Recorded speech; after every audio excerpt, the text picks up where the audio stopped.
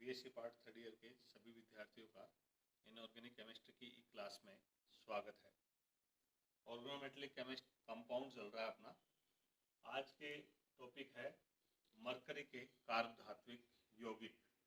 Mercury के कार्बधात्विक यौगिक दो प्रकार के होते हैं, एक तो डाइएल्किल मरकरी और दूसरा है एल्किल मरकरी हैलाइड, जो कि मिश्रित मिक्स्ड ऑर्गेनोमेटलिक कंपाउंड है।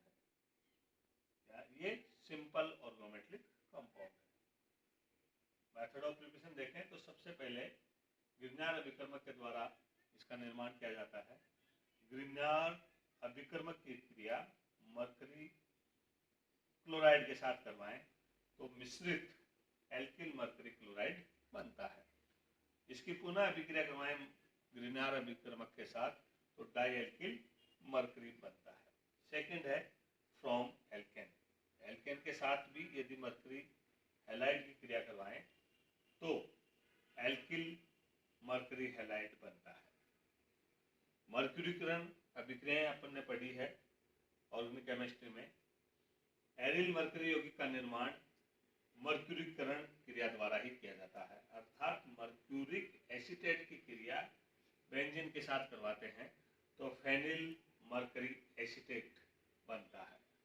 फेनिल मरकरिक एसीटेट बनता है।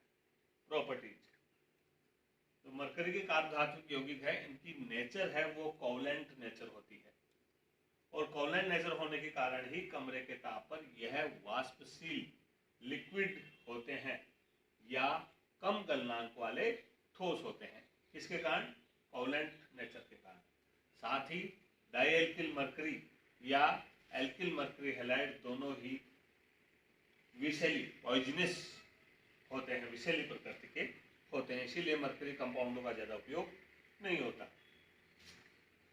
जो डाइएल्किल मरकरी है जैसे डाइएथिल मरकरी या एल्किल मरकरी हैलाइड जैसे एथिल मरकरी क्लोराइड, दोनों का उपयोग हम बीजों को उपचारित करने में किया जाता है। वह कीटनाशी तथा कवकनाशी के रूप में भी करते हैं, अर्थात बीजों को पहले इसमें भिगो के फिर उनको बोया जाता है, जिसके कारण यह जो सॉल्यूशन है वो कीटनाशी और कवकनाशी के रूप में प्रयुक्त होता है। थर्ड है मरकरी यौगिक क्षार धातु के साथ क्रिया करके अम्ल गम बनाते हैं। जैसे सोडियम के साथ यदि क्रिया करवाएं डाइएल्किल मरकरी की तो एल्किल सोडियम बाहर निकल जाता है और सोडियम मरकरी जो कि अम्ल गम है वो बनता है। इसके स्ट्रक्चर देखें तो डाइएल्किल मरकरी का जो स्ट्रक्चर है वो लीनियर होता है और बॉन्ड एंगल दोनों के मध्य कितना होगा 180, ये लीनियर स्ट्रक्चर। अगर हम दूसरा कंपाउंड देखें, इसमें एल्किल समूह की जगह एरिल समूह जुड़ा हुआ हो, जैसे बिस पैराटोलिल मरकरी। बिस पैराटोलिल मरकरी को देखें तो इसका जो बॉन्ड एंगल होगा वो 160 होगा, अर्थात ये कोणीय होगा। तो इस प्रकार इसकी दो प्रकार की स्ट्रक्चर होती है, या तो लीनियर या कोणीय। लीनियर में 180 का एंगल होगा और कोणीय में 160 का। सेकंड टॉपिक है आज का हमारा टिन के organometallic compound, organometallic compound of tin.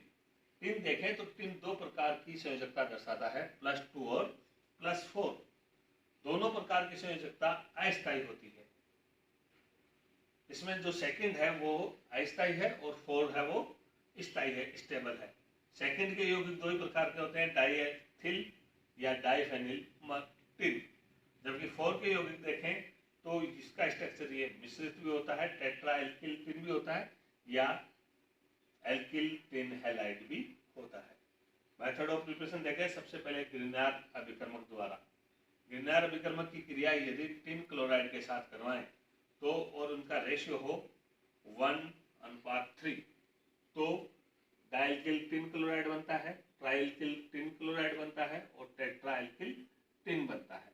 यदि इसी का रेशियो 1:4 हो तो टेट्राएल्किल टिन ही बनता है और यदि रेशियो 1:2 हो तो और फेनिल हो तो डाइफेनिल टिन बनता है।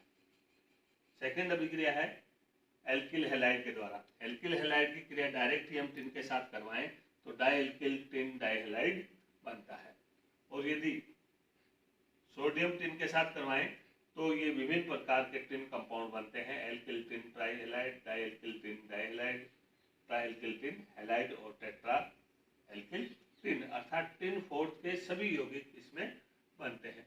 फ्लोरो और आयोडो टिन फोर्थ कंपाउंड देखें तो पोटेशियम फ्लोराइड के साथ क्रिया करवाएं, किसकी?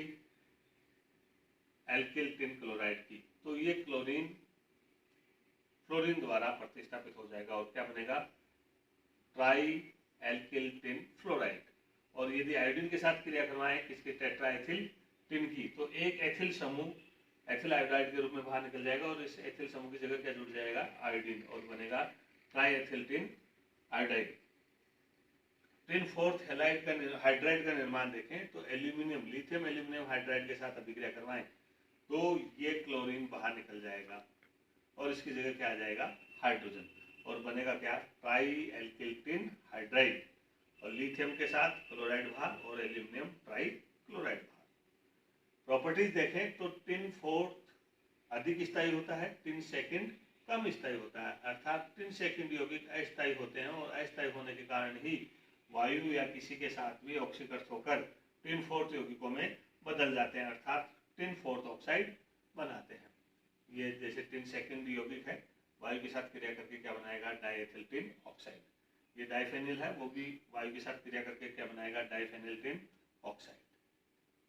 डाइफेनिल टिन और एल्किल हैलाइड के साथ आसानी से ऑक्सीकृत होकर टिन फोर्थ यौगिक बनाता है। मैंने पहले बता दिया आपको, टिन सेकंड जो यौगिक है वो कम स्थायी है और टिन फोर्थ यौगिकों में ऑक्सीकृत हो जाता है। ये टिन सेकंड है और एथिल हैलाइड के साथ क्रिया करवाएगा तो ये डाइफेनिल एथिल टिन क्लोराइड बनेगा, अर्थात टिन फोर्थ कंपाउंड बनेगा। टिन फोर्थ कंपाउंड को देखें तो टिन फोर्थ कंपाउंड में टिन कार्बन दुर्बल आयनिक प्रकृति का बंध होता है, इसलिए ये आसानी से विघटित हो जाता है और विभिन्न प्रतिस्थापन अभिक्रिया देता है। जैसे ये देखें टिन फोर्थ यौगिक है, इसमें टिन कार्बन जो बॉन्ड है वो टूट जाएगा और बनेगा क्या? एक ही एथिल, टिन की जगह एथिल, एक एथिल बाहर निकल जाएगा और ये गैलियम के साथ क्रिया करके गैलियम कार्बोधातुक यौगिक बनाएगा। इसी प्रकार हम देखें यहाँ टिन फोर्थ में तो ये बोरोन ट्राइक्लोराइड के साथ क्रिया कर रहा है तो एक एथिल समूह बोरोन के साथ जुड़ जाएगा और बनेगा क्या? एथिल बोरो डाइक्लोराइड, और सभी के जगह क्लोराइड। इस प्रकार टिन फोर्थ कार्बोधातुक यौगिक होते हैं, उनमें टिन कार्बन बॉन्ड दुर्बल आयनिक प्रकृति का होने के कारण प्रतिस्थापन अभिक्रियाएं देते हैं। लिथियम कार्बोधातुक यौगिकों के साथ यह आसानी से क्रिया करता है और धातु धातु विनिमय अभिक्रिया संपन्न होती है, जिससे ये क्रिया हमने लिथियम कार्बोधातुक यौगिकों का जो फॉर्मेशन है उसमें पड़ी थी। यहाँ ये लिथियम इस टिन को प्रतिस्थापित कर देगा और ये धातु धातु एक्सचेंज रिएक्शन होगी और बनेगा क्या? टेट्राफेनिल टिन। अगर ब्रोमीन और HCl के साथ क्रिया करे टिन फोर्थ कंपाउंडों की तो यहाँ भी प्रतिस्थापन अभिक्रिया होगी। एक एल्किल समूह ब्रोमीन के द्वारा प्रतिस्थापित होगा, यहाँ एक एल्किल समूह क्लोराइड द्वारा प्रतिस्थापित होगा। ये टिन ब्रोमाइड और ये टिन क्लोराइड बनेगा।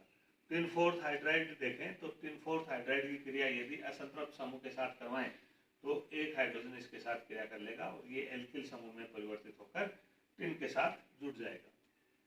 अगला देखें, डाइइन के साथ धात्विक हाइड्राइड बहुलक यौगिक बनाता है, ये डाइइन, और इसके साथ यदि टिन फोर्थ हाइड्राइड की क्रिया करवाएं तो ये एक पॉलीमर बनता है।